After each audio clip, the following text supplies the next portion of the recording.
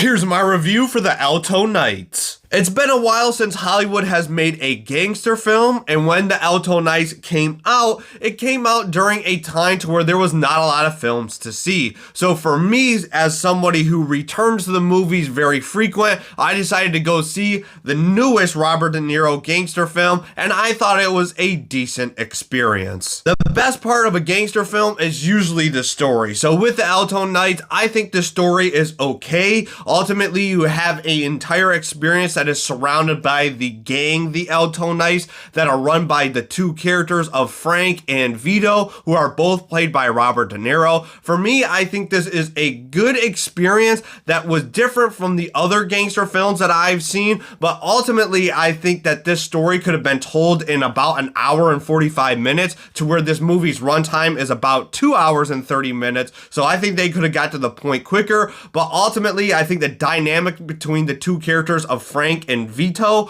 are definitely what sells this movie and is the most interesting part. You have one character, Frank, who is kind of the good gangster, and you have the bad gangster who is Vito, and they kind of clash heads and try to sabotage each other, and that's to me what really highlighted this film. On the other end of things, I think Alto Knights has great directing, and the film crew did a good job with the cinematography, the sound design, and everything that it really takes to generate a good, efficient gangster film. Now, I think the film crew did a great job in having a vision and putting it on the screen so that the audience can feel as if they are back in the 1930s, back in the 1950s, as they follow this gangster team of the Alto Knights throughout their entire journey of being this huge gangster conglomerate. My final verdict for the Alto Knights is overall this has a good story, and it does provide that gangster film thrill that the audience needs to feel as if they are experiencing this huge gangster conglomerate with these characters